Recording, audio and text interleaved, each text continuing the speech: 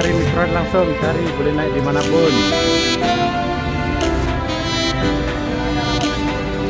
Pagi ini kami sampai ke Terminal Ambarawa.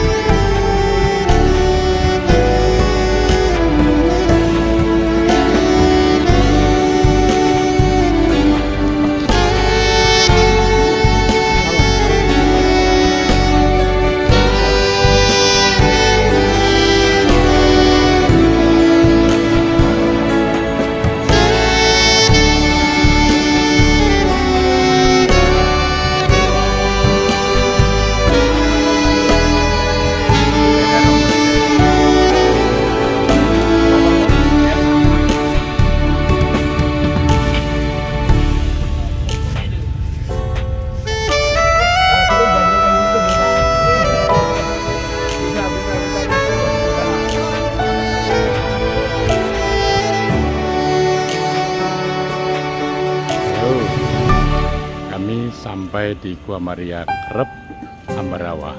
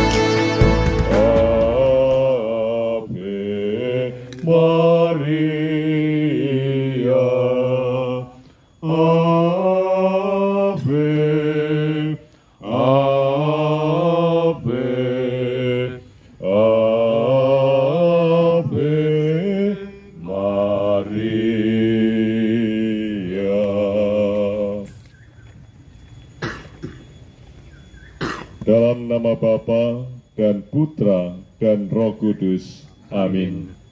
Semoga damai Kristus memenuhi hati kita semua. Sekarang dan selama-lamanya.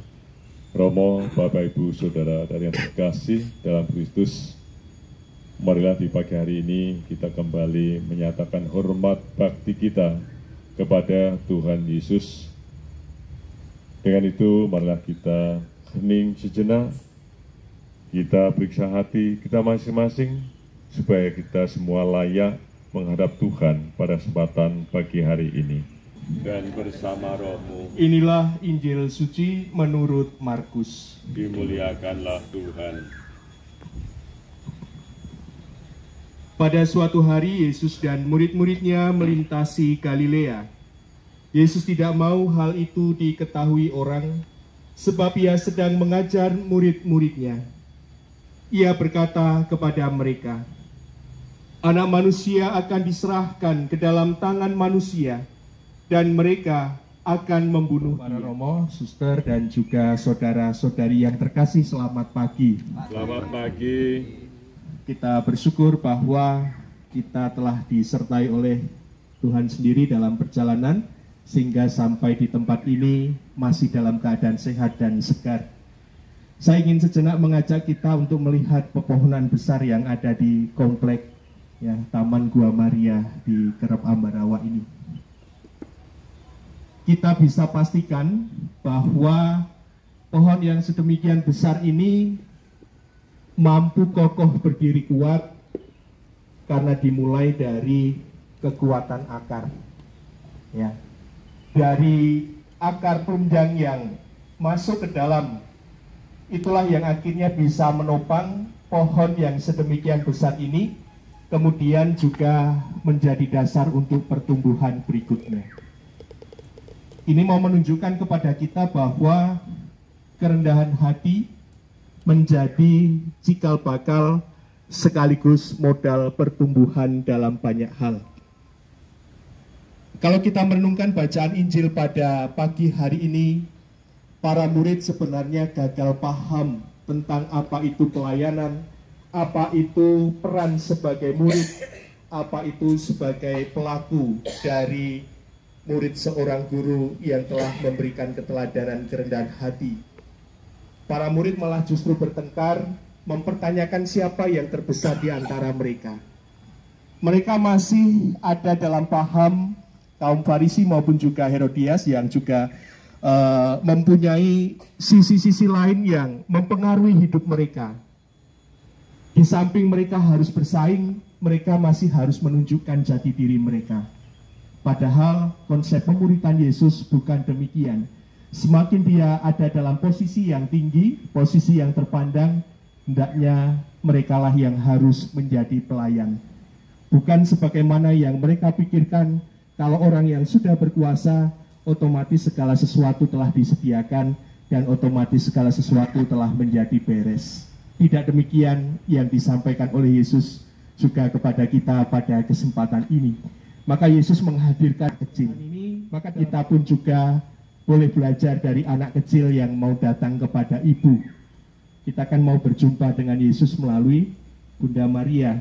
Maka dalam peziarah ini kita pun juga bukan berarti dalam beriman kita sifatnya kekanak-kanakan, tetapi dari sosok anak kecil ini kita bisa berharap kepada ibu yang telah memberi banyak hal kepada anak-anaknya.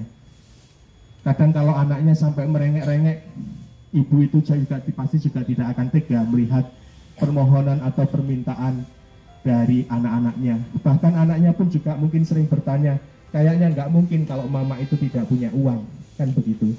Maka dalam kesempatan peziarah ini, marilah kita juga bersyukur. Mungkin dalam doa-doa kita belum dikabulkan.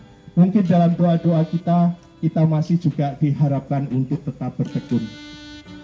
Ibu yang sama yang telah kita jumpai pada kesempatan ini dalam doa-doa kita, mungkin juga adalah ibu yang belum mengabulkan doa-doa kita, tetapi juga sekaligus ibu yang hadir dan tidak lekas segera mungkin menghukum kita ketika kita telah berbuat salah di hadapannya.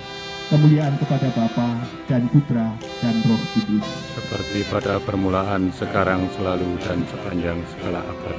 Amin.